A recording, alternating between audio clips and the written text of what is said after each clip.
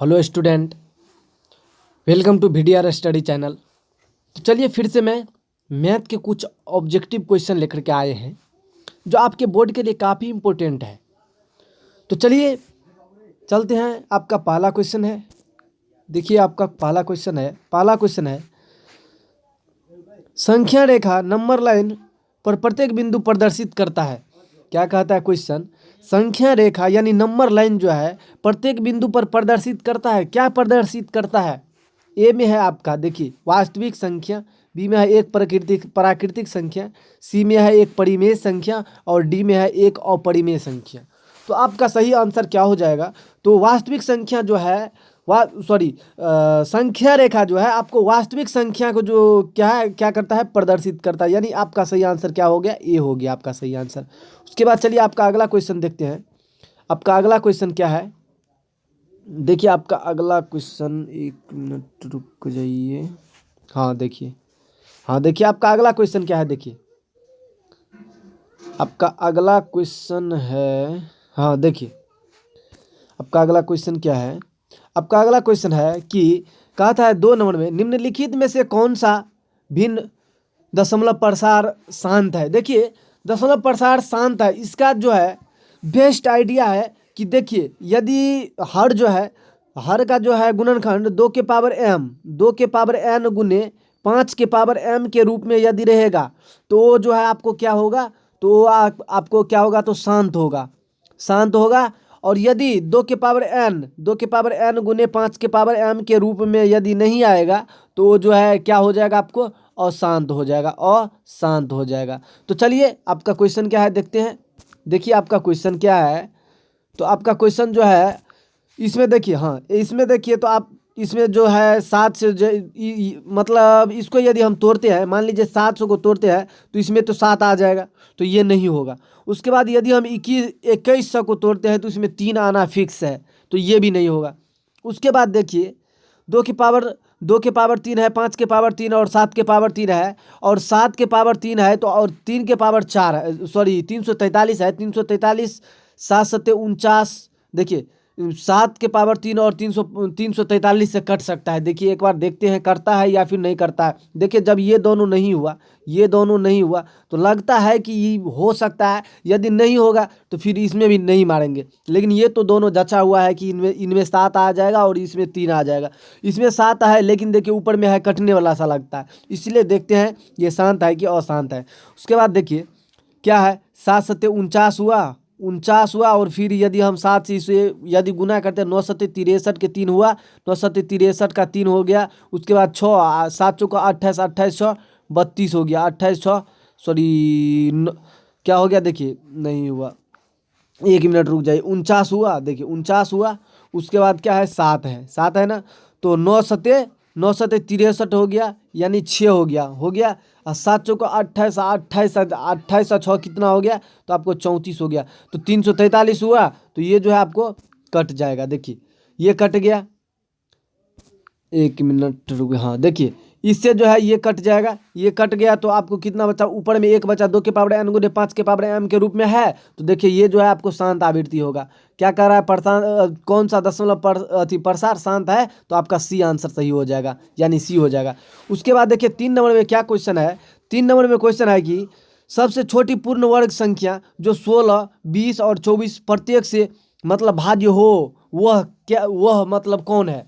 तो देखिए आप क्या कीजिएगा, सबसे सरल, देखिए सबसे बेस्ट तरीका है इसका क्या करना है। तो देखिए सबसे पहले इसका जो है आपको एलसीएम ले लेना है। 16 है, 20 है और कितना है, 24 है ना। 16 20 24 है ना।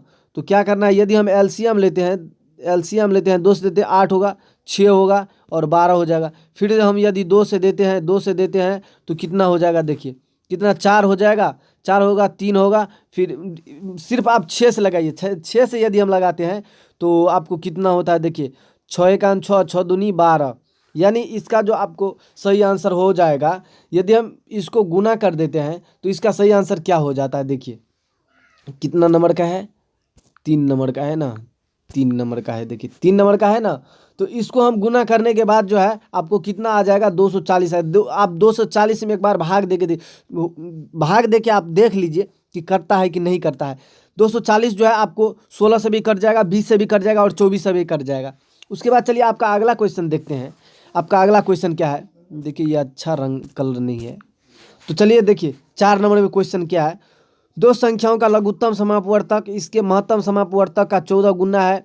लघुत्तम समापवर्तक तथा महत्तम समापवर्तक का जोड़ 600 है। यदि संख्या 280 है तो दूसरी संख्या ज्ञात कीजिए। देखिए यदि आप पहली संख्या गुने दूसरी संख्या मतलब इस पर यदि बैठाते हैं और एचसीएफ बटे एलसीएम ये फार्मूला होता है ना, पहली संख्या गुने दूसरी संख्या बराबर एलसीएम गुने एचसीएफ बट्टे जो संख्या कहता है वो संख्या, तो वही जो है आप यदि फार्मूला लगा देते हैं तो आपका इसका सही आंसर क्या आ जाएगा, आपको 40 आंसर आ जाएगा। उसके बाद चलिए 5 नंबर पर चलते हैं। 5 नंबर का क्वेश्चन क्या है, संख्या 2343 को P बटे Q के रूप में यदि हम लिखते हैं तो जो है क्या प्रकट किया जाएगा, यानी P और Q पूर्णांक है तो Q बराबर 0 है तो प्रकट किया जाएगा, प्रकट किया जा सकता है। क्या किया जा सकता है, तो देखिए हमें क्या करना है, तो हमें सबसे पहले क्या करेंगे, तो देखिए इसको यदि हम सोल्व करते हैं, देखिए वैसे बहुत टीचर जो है क्या बताता है स्टूडेंट को, वैसे जो है अधिकतर टीचर क्या बताते हैं, तो देखिए इस टाइप से बताते हैं कि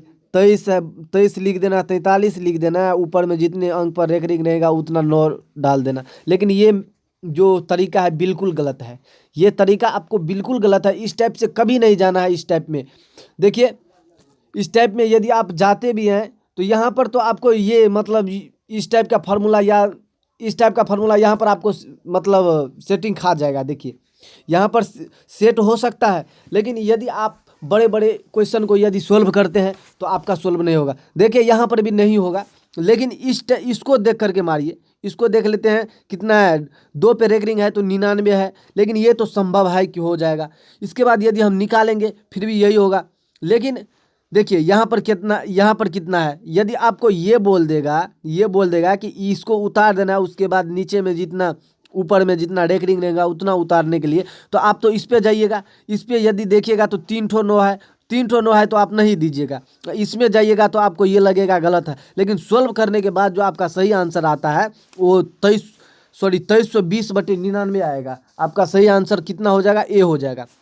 उसके बाद चलिए, उसके बाद हम अगला क्वेश्चन लेकर के चलते हैं। देखिए आपका अगला क्वेश्चन है, अरे हाँ चलिए अगला क्वेश्चन क्या है, देखिए अगला क्वेश्चन है एफ एक्स। देखिए एफ एक्स बराबर दिया हुआ है 2x² प्लस 6x माइनस 2 का शून्य अल्फा बीटा हो तो अल्फा प्लस बीटा बराबर अल्फा बीटा। तो देखिए आप सबसे पहले अल्फा प्लस बीटा निकाल लीजिए। अल्फा प्लस यदि हम बीटा निकालते हैं, अल्फा प्लस बीटा निकालते हैं तो क्या होता है, माइनस बी बटे ए। तो माइनस बी तो ये हो जाएगा ना, माइनस बी हो जाएगा आपको 6 बट्टे माइनस 6 बट्टे हो जाएगा, -6 बट्टे, 1 मिनट रुक जाइए, 1 मिनट, हाँ देखिए क्या हो जाएगा, -6 बट्टे 2 हो जाएगा, 2 हो जाएगा, 2 तिया 6, 3 हो गया ना, 3 हो गया।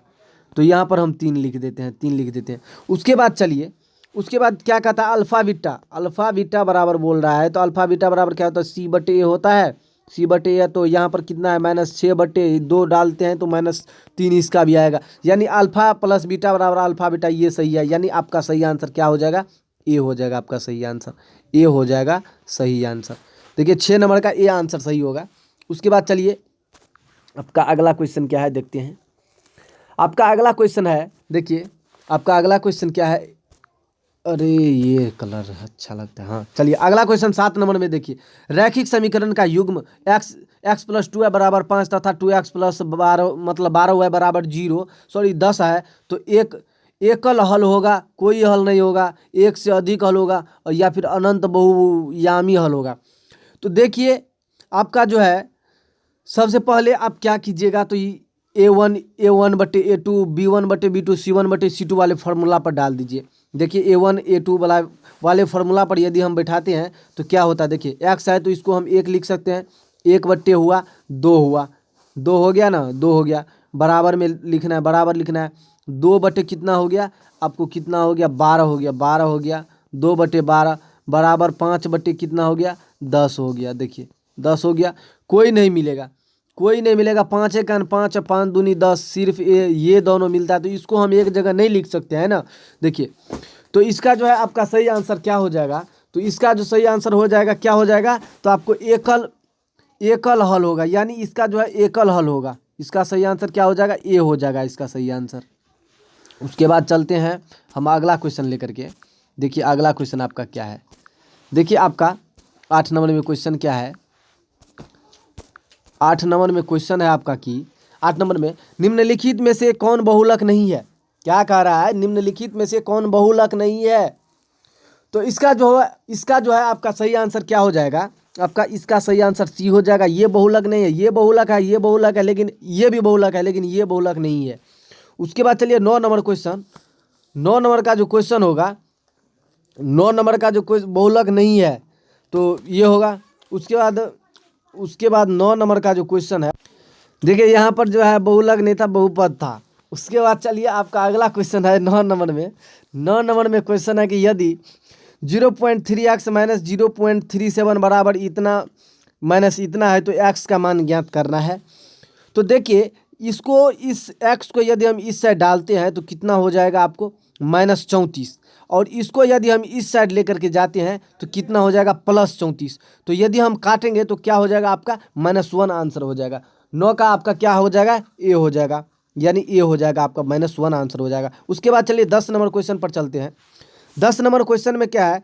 6x के पावर हुआ है, क्या है देखिए, 6x के पावर हुआ है तथा 12x हुआ है का महत्तम समापवर्तक क्या होगा। तो सबसे पहले आप बेस्ट तरीका यही है कि देखिए 6 है, इसमें भी 6 आएगा तो आप 6 ले लीजिए। उसके बाद इसमें x है, हाँ कितना है? इसमें 4 है, 4x है, लेकिन इसमें कितना है? 1x है, तो इसमें 1x ले लेंगे। इसमें y है, हाँ इसमें है y, हाँ इसमें है, तो इसका सही आंसर क्या हो जाएगा? 6xy हो जाएगा, 6xy, यानी इसका सही आंसर डी हो जाएगा। उसके बाद चलिए, उसके बाद हम अगला क्वेश्चन पर चलते हैं।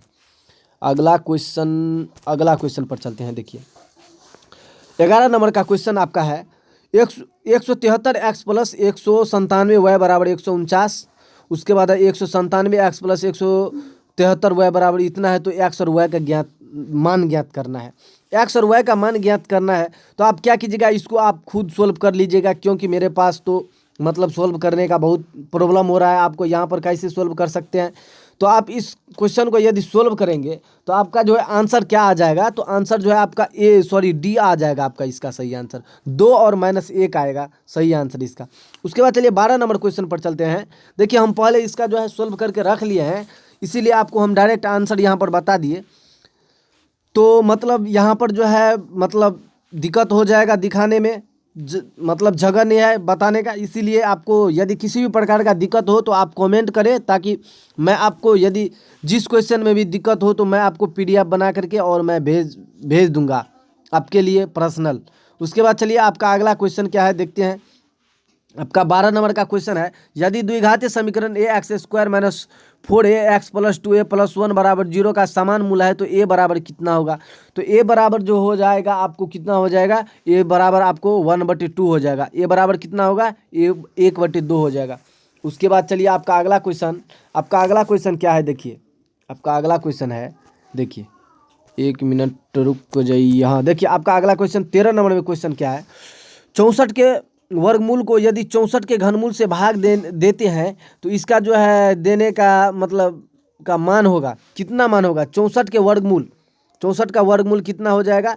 तो 64 का 2 दूनी 4 दूनी 8 दूनी 16 दूनी 18 सॉरी 2 दूनी 4 हुआ, 4 दूनी 8, 8 दूनी 16, 16 दूना 32 दूना 64 हो गया। यानी 1 2 3 4 5 6, यानी इसका जो है 2 आ जाएगा। 2 दूनी 4 दूनी 8 हो जाएगा इसका क्या वर्गमूल 8 हो जाएगा, और जो घनमूल है इसका क्या हो जाएगा? 4 हो जाएगा। इसका घनमूल 4 चौका 16 चौका 64 होता है ना, तो इसका घनमूल 4 हो जाएगा। तो क्या बोल रहा है? घनमूल से यदि वर्गमूल को घनमूल से भाग देंगे, यदि यानी 4 से 8 में भाग देते हैं तो कितना होगा? 2 हो जाएगा। 2 हो जाएगा, आंसर सही हो जाएगा आपका 13 का, यानी क्या हो जाएगा आपका 13 का बी हो जाएगा। उसके बाद चलिए आपका अगला क्वेश्चन क्या है। अगला क्वेश्चन है आपका, देखिए आपका 14 नंबर का क्वेश्चन है x के पावर n+1 का एक गुणनखंड x+1 है तो सिर्फ तभी क्या हो जाएगा? n एक धनात्मक पूर्णांक है, n एक विषम पूर्णांक है, n एक ऋणात्मक पूर्णांक है, या फिर n एक राम पूर्णांक क्या होता है? n एक राम पूर्णांक है।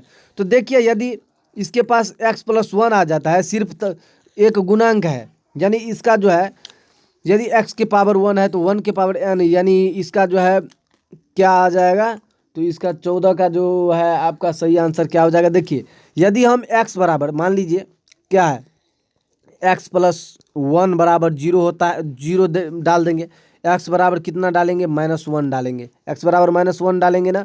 उसके बाद क्या करेंगे, देखिए इसके जगह पर हम यदि रखते हैं, यदि -1 के पावर 1 डालेंगे +4 डालेंगे तो कोई फर्क नहीं पड़ेगा, लेकिन यहाँ पर कितना होगा, 0, यानी 1 है, यहाँ पर 1 है तो यहाँ पर कितना जो कि आपको क्या है, धनात्मक संख्या है, धनात्मक है तो आपका सही आंसर क्या हो जाएगा, 4 का तो धनात्मक हो जाएगा। 1 मिनट, हाँ चलिए आपका सही आंसर क्या हो जाएगा, धनात्मक हो जाएगा, यानी ए हो जाएगा।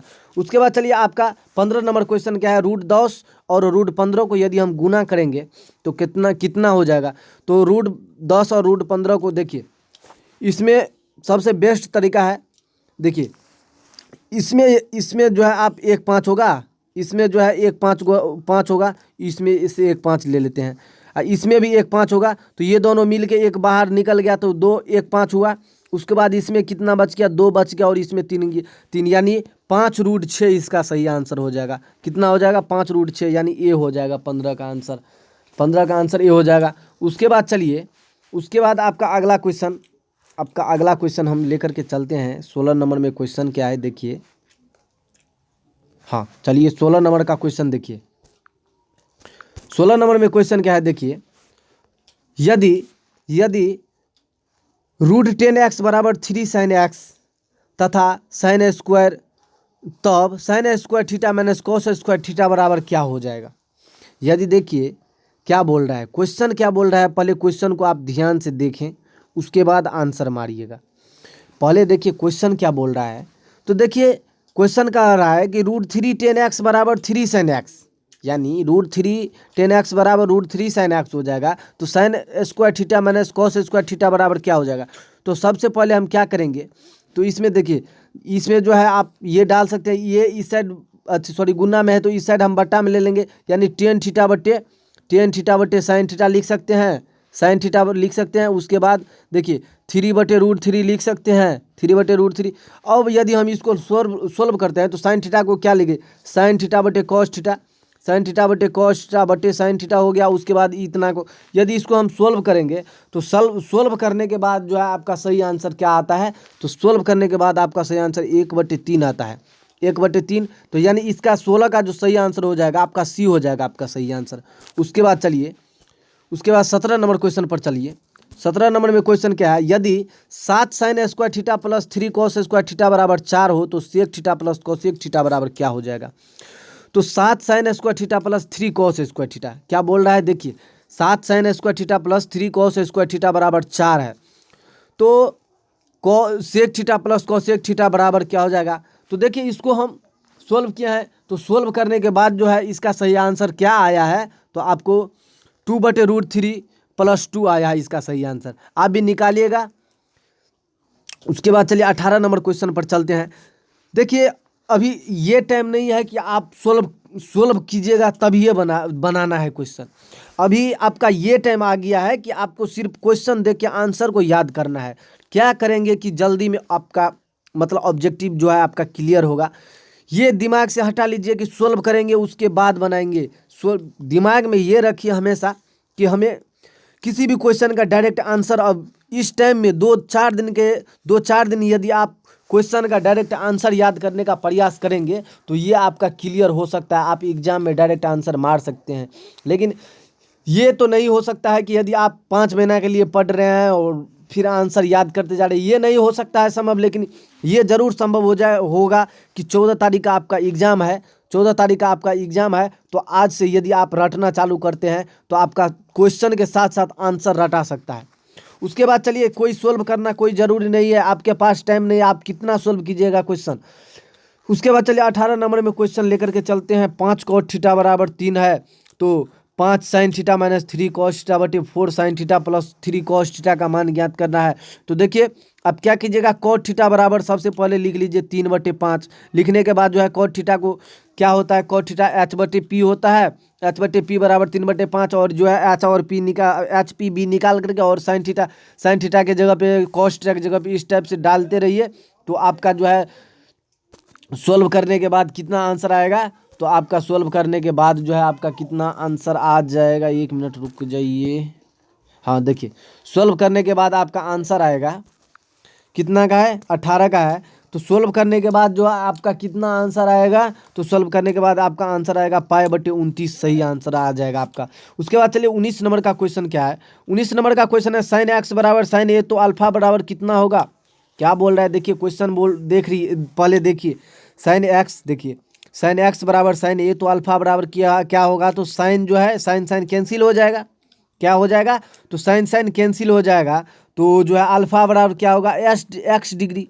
और एक्स डिग्री का जो है, अब एक्स डिग्री के जगह पर क्या डालेंगे, तो एक्स डिग्री के जगह पे जो है आप क्या डालिएगा, तो क्या है एक्स डिग्री के जगह पर आपको π/180 डालना है। एक्स डिग्री पे आपको क्या डालना है, π/180। तो आपका सही आंसर क्या हो जाएगा, तो डी हो जाएगा।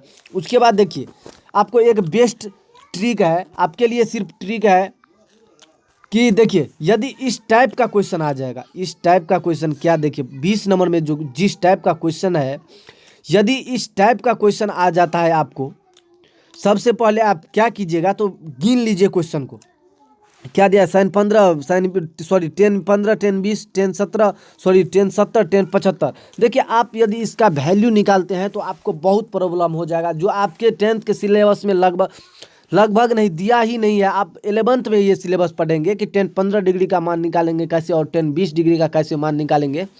इसका जो है आपको सिर्फ आपको 11th में दिया हुआ है, 10th में थोड़ा भी झलक नहीं दिया हुआ है। इसीलिए आपको बेस्ट आइडिया है, बेस्ट तरीका है आपका मतलब क्वेश्चन बनाने का कि इस टाइप का यदि क्वेश्चन आ जाएगा तो आपको डायरेक्ट 1 मारना है आंसर में। क्या मारना है, तो आपको डायरेक्ट 1 मारना है। उसके बाद चलिए आपका अगला क्वेश्चन क्या है, देखिए 21 नंबर का क्वेश्चन है आपका।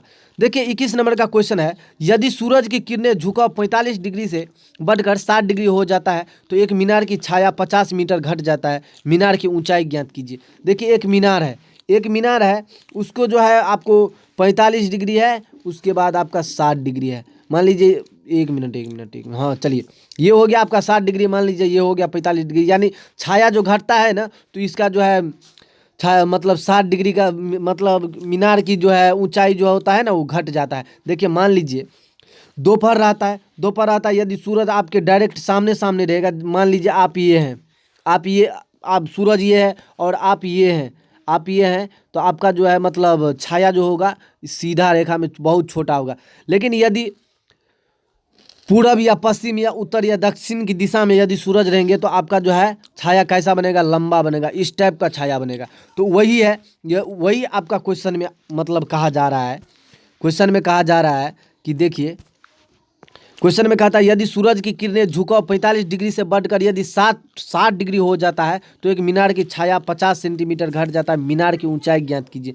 तो मीनार की ऊंचाई यदि आप 10 45 डिग्री और 10 60 डिग्री पर डालते हैं तो आपका क्वेश्चन जो है आपका बन जाता है। तो आपको बनाने के बाद जो है आपका सही आंसर आ जाएगा। आपको कितना आ जाएगा, 25 इंटू 3 प्लस √3 आपका सही आंसर आ जाएगा। तो उसके बाद चलिए आपका अगला क्वेश्चन देखिए, मैंने एक वीडियो बनाए हैं जिसमें बोले हैं कि आपका जो है मतलब लगभग जो है हाइट एंड डिस्टेंस से आपको लगभग कितने क्वेश्चन रहते हैं, कम से कम रहता है तो 12-14 नंबर रहता है, 12 या 14 नंबर का क्वेश्चन रहता है। कम से कम रहेगा तो 12 नंबर, उससे ज़्यादा रहेगा तो जितना रह सकता है, लेकिन कम से कम 12 नंबर का। इसीलिए जितने भी बच्चे हैं, यदि अभी आप मेरे वीडियो को देख रहे हैं तो प्लीज़ आपसे इतना ही रिक्वेस्ट है कि आप 8.5 त्रिकोणमिति, ये ट्रिगोनोमेट्री है, उसके बाद हाइट एंड डिस्टेंस है, हाइट एंड डिस्टेंस यानी ऊंचाई और दूरी चैप्टर का नाम है। उसके बाद संरचना यानी बनावट होगा या बनावट या संरचना होगा इस चैप्टर को, और 2 चर वाले रैखिक समीकरण, इस चैप्टर को आप चार्ट करके जाइएगा। फिक्स है आपका जो है 100 में 100 नंबर आना जरूरी है, फिक्स है आपका 100। यदि आप अच्छी तरीके से बनाते हैं तो आपका 100 फिक्स है।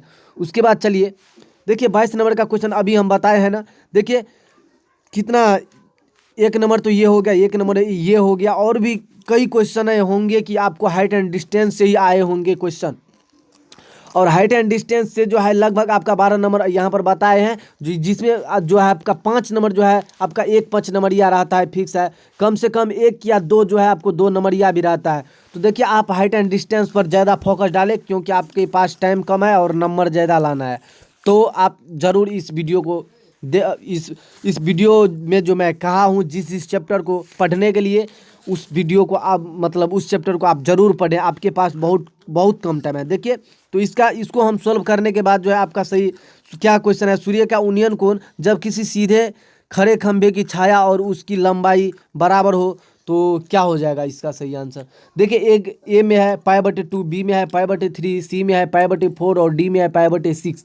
तो इसका जो सही आंसर हो जाएगा, इसका सही आंसर क्या हो जाएगा, तो आपको π/4 हो जाएगा, π/4 हो जाएगा। उसके बाद आप चलिए 23 नंबर क्वेश्चन पे चलते हैं। देखिए 23 नंबर क्वेश्चन में क्या है, एक 6 मीटर ऊंचे खंभे की पृथ्वी पर 2√3 मीटर लंबी है सूर्य का उन्नयन कोण की ज्ञात कीजिए।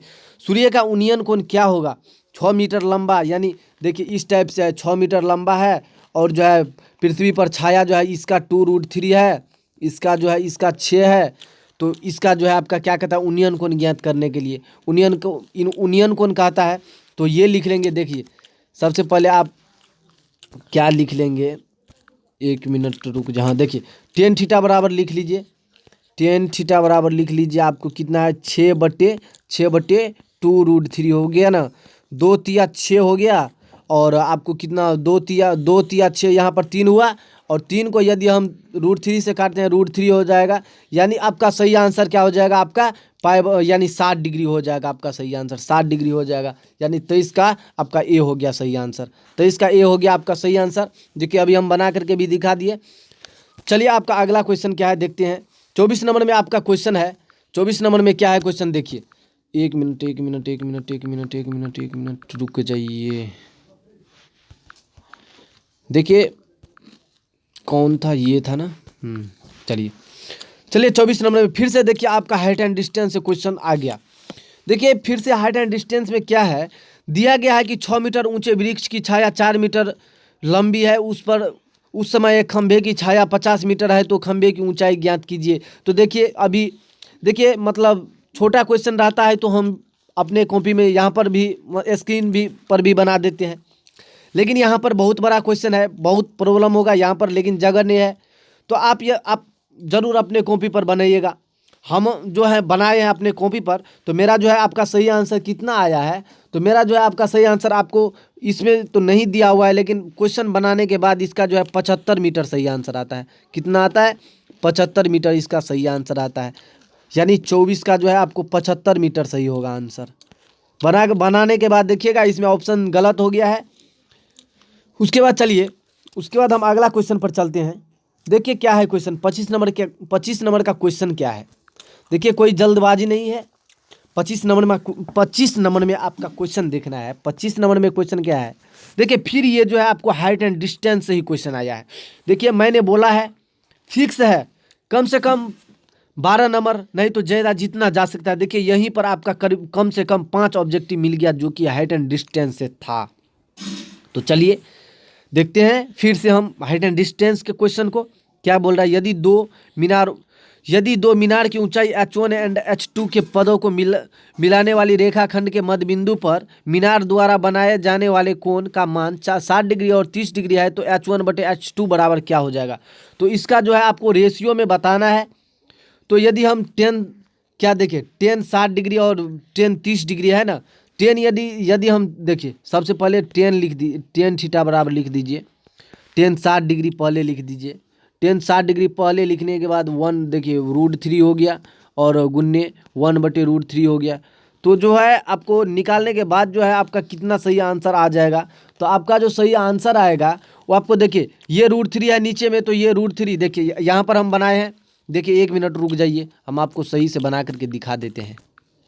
देखिए आपका कैसे है, किस टाइप का क्वेश्चन है। यदि इस टाइप का क्वेश्चन आएगा तो देखिए आप मुंह से बनाइए क्वेश्चन, कुछ भी हो जाए आपको किसी भी प्रकार की दिक्कत नहीं लेना है। आपको देखिए, आप इतना मतलब दिमाग को फास्ट कीजिए कि आपके पास यदि क्वेश्चन आएगा तो आप देख करके आंसर बोलिएगा। क्या करना है, तो देख करके आंसर बोलना है।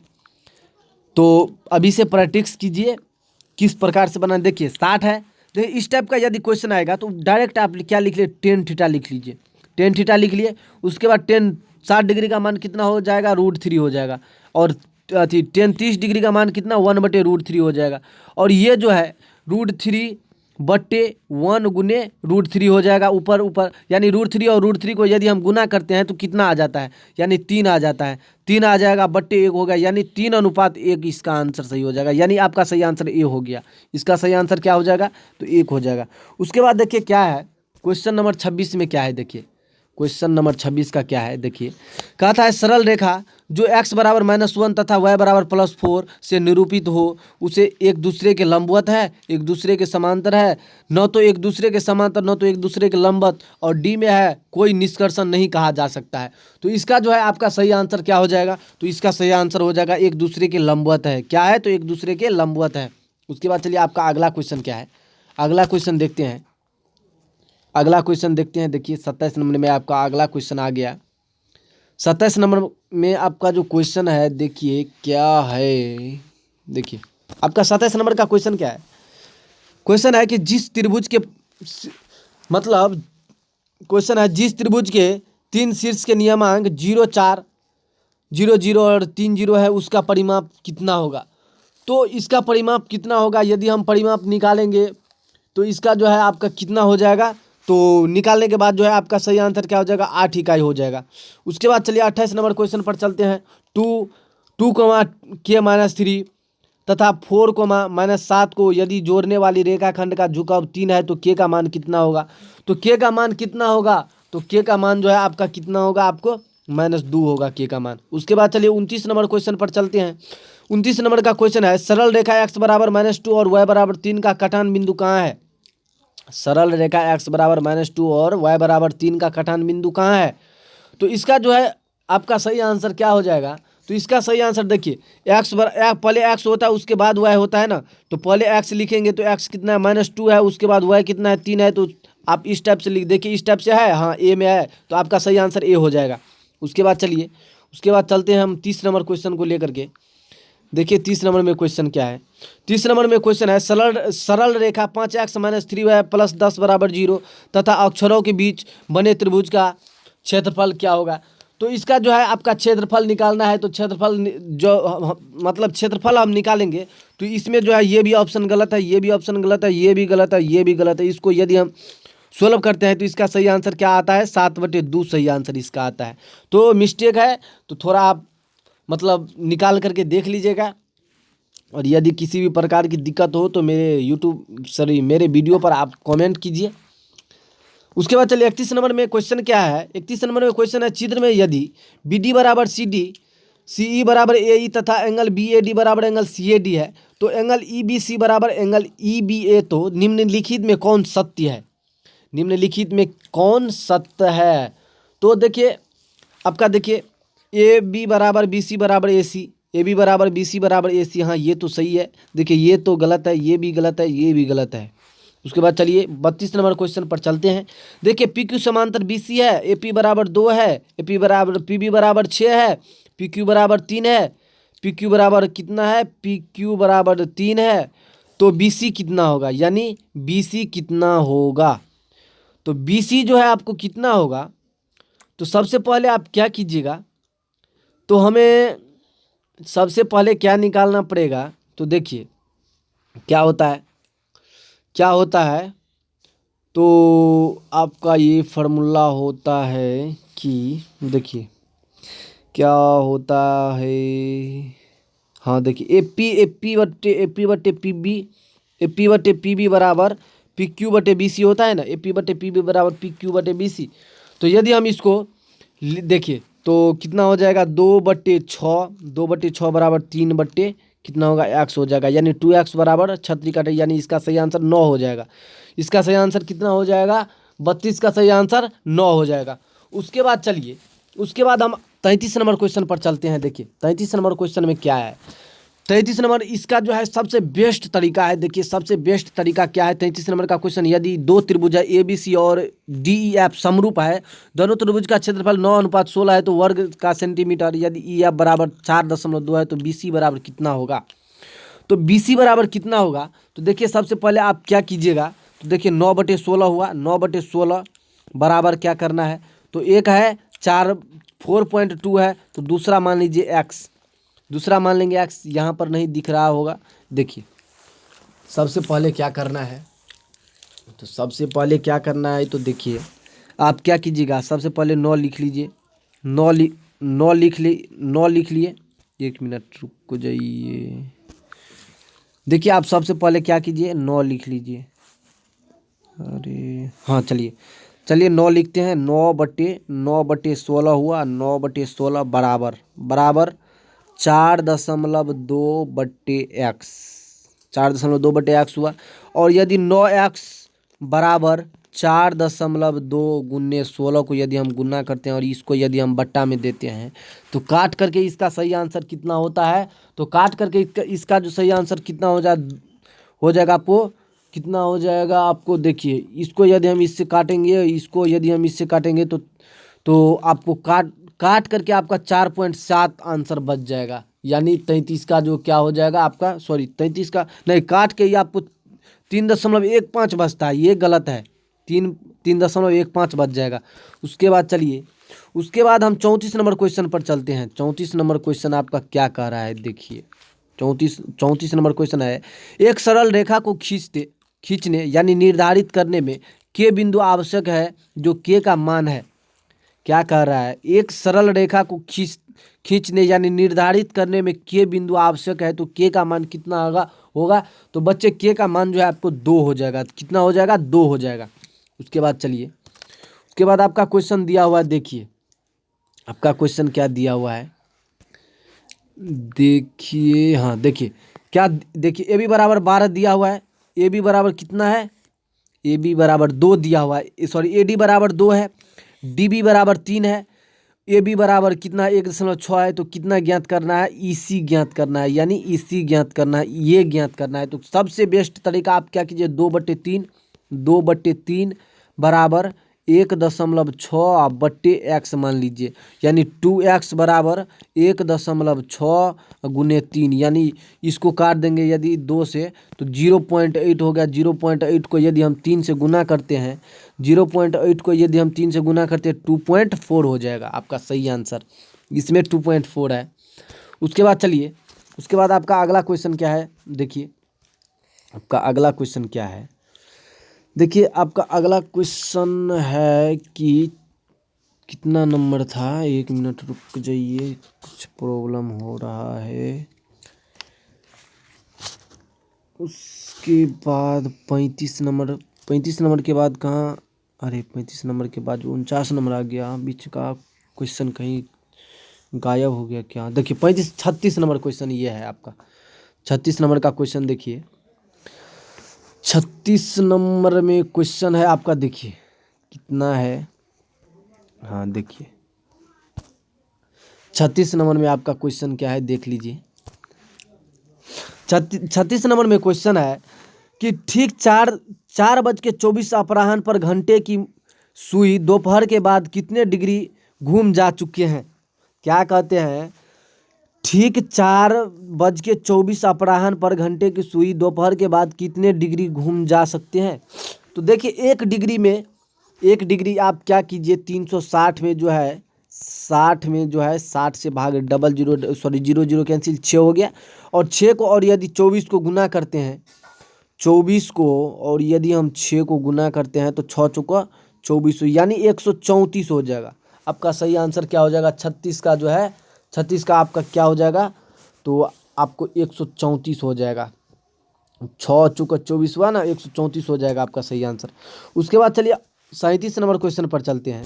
37 नंबर क्वेश्चन क्या कहता है, देखिए किसी त्रिभुज के 3 लंब ऊंचाई के को मिलाने वाले बिंदु कहा जाता है। यानी क्या कहता है, किसी त्रिभुज के 3 लंब को मिलाने वाले बिंदु क्या कहलाता है। एक में है अंतः केंद्र, बी में बाह्य केंद्र, सी में मध्य केंद्र और डी में लंब केंद्र। देखिए आपको याद रखने का सबसे बेस्ट तरीका है, कि इसका जो है आपका सही आंसर क्या होगा, अंत केंद्र, यानी क्या कहता है, लंब यानी अंत, अंत लंब अंत यानी ऊंचाई अंत, ऊंचाई अंत बोल रहा है, तो इसका सबसे बेस्ट तरीका यही है याद रखने का। चलिए आपका 37 नंबर का क्वेश्चन अब क्या है देखते हैं। 38 नंबर क्वेश्चन है। 38 नंबर क्वेश्चन है, यदि दो वृत्त एक दूसरे को बाहर से छूता है तो दोनों वृत्त एक दूसरे के साथ गुजरने वाली स्पर्श रेखा की संख्या कितनी हो सकती है। तो स्पर्श रेखा की संख्या जो हो सकती है कितनी हो सकती हैं, तो आपको एक हो सकती है, सिर्फ एक स्पर्श रेखा यानी दो बिंदु के बीच। तो चलिए आपके पास 39 नंबर का क्वेश्चन है, पी क्यू आर एस एक समांतर चतुर्भुज है, पूर्णतया वृत्त से घिरा है, तो वह एक नहीं है। क्या नहीं है, विषम कोण चतुर्भुज, वर्ग, आयत या फिर समलंब चतुर्भुज। तो इसका जो सही आंसर हो जाएगा आपका आयत नहीं है। क्या नहीं है, आयत नहीं है। उसके बाद चलिए 40 नंबर का क्वेश्चन, एक नंबर ये सॉरी एक मिनट, हाँ चलिए 40 नंबर का क्वेश्चन, 40 नंबर का क्वेश्चन देखिए आप।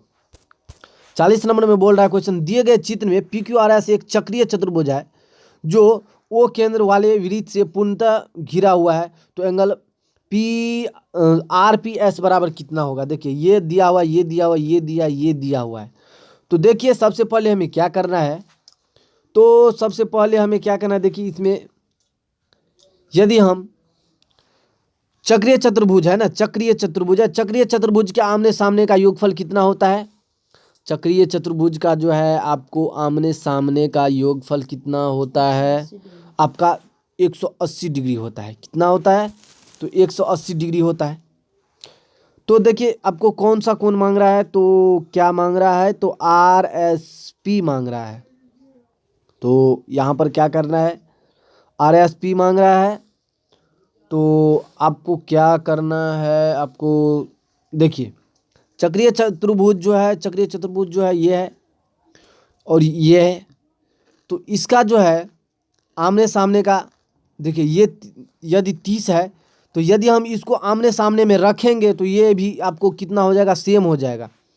लेकिन यदि आपको चक्रीय चतुर्भुज का यदि देखिए 30 प्लस यदि हम इसको x मान लेते हैं, यदि 180, तो इस टाइप से कितना हो जाएगा, आपको 150 हो जाएगा। लेकिन यदि हमें ये कोण पूछ रहा है, पूरा कोण पूछ रहा है, तो हम क्या डालेंगे, यदि मान लीजिए सिर्फ ये कोण पूछता तो आप हम 150 डालते।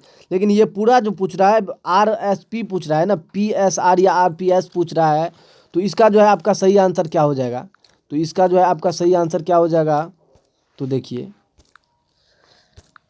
इसका सही आंसर आपका क्या हो जाएगा, ए हो जाएगा, यानी सेम हो जाएगा, 30 के बराबर होगा। उसके बाद चलिए 41 नंबर क्वेश्चन है, बेलन तथा त्रिज्या के आधार वृत्त एवं 20 सेंटीमीटर ऊंचाई वाले बेलन का वक्र पृष्ठीय क्षेत्रफल तथा सतह पृष्ठीय क्षेत्रफल का अनुपात कितना होगा।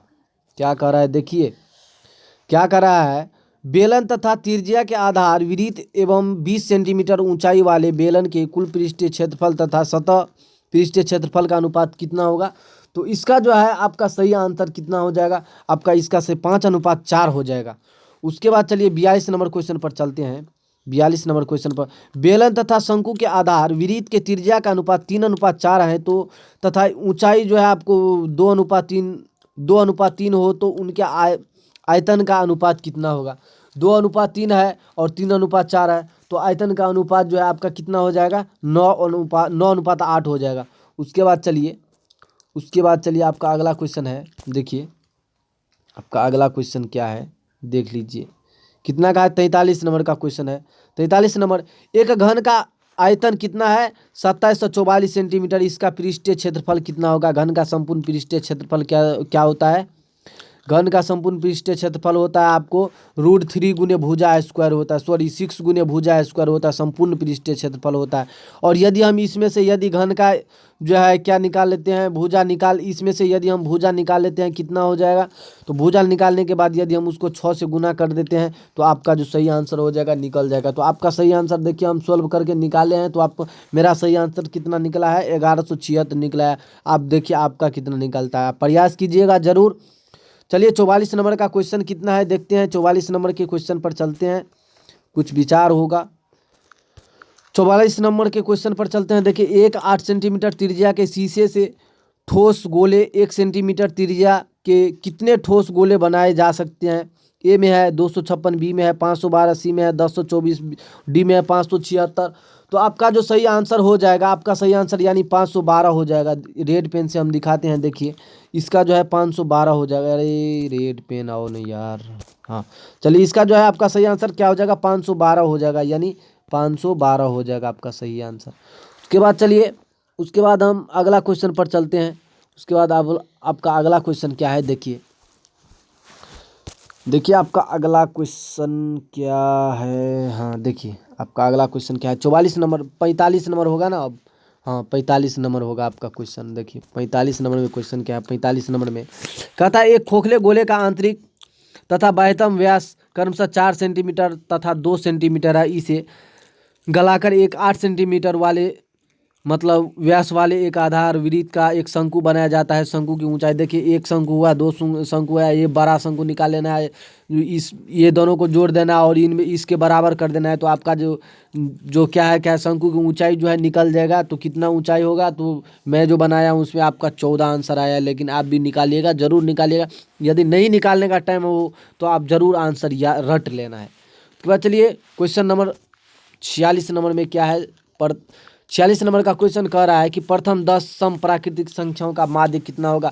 सम 10 प्राकृतिक संख्याओं का, एक में है 2, 2 में हो गया 4, 3 में हो गया 6, 6 8 प्लस 10। इस टाइप से आप नीचे में 10 डालेंगे, 10 ठो लिख करके उसमें 10 और सभी को जोड़ करके आपका निकालने के बाद जो है आपका सही आंसर कितना हो जाएगा। तो आपका सही आंसर कितना हो जाएगा, तो देखिए आपका सही आंसर हो जाएगा कितना, 11 सही आंसर हो जाएगा। कितना हो जाएगा, 11 सही आंसर हो जाएगा। उसके बाद आपका 43 नंबर का क्वेश्चन क्या है, देखते हैं। देखिए सॉरी 47 नंबर का क्वेश्चन क्या है, 47 नंबर का क्वेश्चन है, 47 नंबर का क्वेश्चन है। देखिए 47 नंबर का क्वेश्चन क्या है, 47 नंबर का क्वेश्चन है आपका, 47 नंबर का क्वेश्चन क्या है। देखिए तीरन, देखिए त्वरण खींचने के लिए वर्ग अंतराल का होना चाहिए। त्वरण यदि खींचने के लिए वर्ग अंतराल को कैसा होना चाहिए, तो आपको वर्ग अंतराल को जो है समावेशी होना चाहिए। क्या हो जाएगा आपका सही आंसर, यानी ए हो जाएगा। यानी 47 का सही आंसर, सही आंसर जो होगा ए होगा। उसके बाद चलिए 48 नंबर क्वेश्चन पर चलते हैं। 48 नंबर क्वेश्चन में क्या कहता है, देखिए 48 नंबर क्वेश्चन क्या है, एक मिनट। हाँ देखिए 48 नंबर का क्वेश्चन क्या कहता है, देखिए देखिए 48 नंबर का क्वेश्चन क्या कह रहा है आपको। देखिए 48 नंबर का क्वेश्चन कह रहा है माध्य एक्स, माध्यिका वाई और बहुलक जेड के बीच का संबंध कितना होगा। क्या कह रहा है, माध्य और माध्यिका और बहुलक के बीच का क्या संबंध होता है। तो इसके बीच का संबंध जो होता है आपको कितना होता है, एक्स माइनस जेड बराबर 3 इंटू एक्स माइनस वाई, यानी बी इसका सही आंसर हो जाएगा। देखिए बी होगा। उसके बाद चलिए आपका 48 नंबर का क्वेश्चन क्या है, देखते हैं। 48 नंबर का क्वेश्चन, सॉरी 49 नंबर का जो क्वेश्चन है, देखिए 49 नंबर में आपका क्वेश्चन जो है क्या है, देखिए 49 नंबर में क्या क्वेश्चन है, यदि एक साथ दो सिक्कों को उछालने पर कम से कम एक हेड आने की प्रायिकता कितना होगा। कम से कम एक हेड, तो एक हेड देखिए क्या क्या होता है, एच एच होता है, एच टी होता है, टी एच होता है और H H H H sorry T T होता है। तो क्या करा, एक हेड, एक हेड तो 2 में आएगा, यानी 2/4 हो जाएगा, यानी 1/2, यानी 1/2। आपका 49 का सही आंसर क्या हो जाएगा, तो 49 का जो सही आंसर कितना हो जाएगा, 1 मिनट रुक जाइए, 1 मिनट। क्या कर रहा है, एक साथ दो सिक्का बोल रहा है ना, 2 सिक्का बोल रहा है, तो 2 सिक्का का निकालेंगे ना। तो 2 सिक्का को यदि हम निकालते हैं तो देखिए आपको कितने, यानी एक हेड आने का जो है आपका कितना हो जाएगा। तो एक हेड आने का आपको देखिए 3/4 है ना, आपका सही आंसर यही हो जाएगा, यानी 3/4 हो जाएगा, 3/4। देखिए हम साइड में लिख देते हैं आपको, यानी डी हो जाएगा सही आंसर, इसका सही आंसर। उसके बाद चलिए, उसके बाद क्वेश्चन क्या है, उसके बाद क्वेश्चन है आपका, 1 मिनट रुक जाइए। हाँ चलिए देखिए आपका क्वेश्चन क्या है, क्वेश्चन कर रहा है, 1 मिनट रे यार। हाँ क्वेश्चन देखिए, एक थैले में 6 काले और 8 उजले गेंद है। कोई गेंद को आकस्मिक रूप से निकालने यदि बिना देख करके यदि हम गेंद को गेंद को निकालते हैं तो कहता है इस गेंद के उजला होने की क्या प्रायिकता है। उजला गेंद सबसे पहले कितना है, 8 है। कुल संभव परिणाम 8 छो 14 है, 14 है। तो क्या देना है, देखिए 8 है 14, 8 छो 14, यानी लिखना है जितना रहेगा उतना। पहले गेंद देखिए कितना है, तो गेंद कितना है 6 + 8 यानी 6 + 8 यानी 14 हो गया। उसके बाद क्या बोल रहा है, उजला गेंद निकालने की प्रायिकता। उजला में से 8 में से किसी भी एक को निकाल सकते हैं ना, 8 में कोई भी एक निकल सकता है ना। तो इसमें जो है आपको 8 में जो कोई निकल सकता है तो क्या करना है, तो मतलब संभव परिणाम लिखना है। क्या लिखना है, संभव परिणाम कितना हो सकता है, 8 हो सकता है तो लिखना है यानी संभव परिणाम बट्टे कुल परिणाम। कुल परिणाम 14 और संभव परिणाम 8, तो 8/14 लिख देंगे, 8/14 लिख देंगे, यानी ऊपर में 4 नीचे में 7 यानी 4/7। हाँ है, बी नंबर का है सही आपका। देखिए अभी तक यदि आप मेरे चैनल को सब्सक्राइब नहीं किया है तो प्लीज़ मेरे चैनल को सब्सक्राइब कर ले, ताकि मैं जागता जुगता नया नया क्वेश्चन लेकर के आऊँ आपके बोर्ड के लिए, जो काफ़ी इंपॉर्टेंट रहेगा। चलिए okay, good day, good night, God bless you.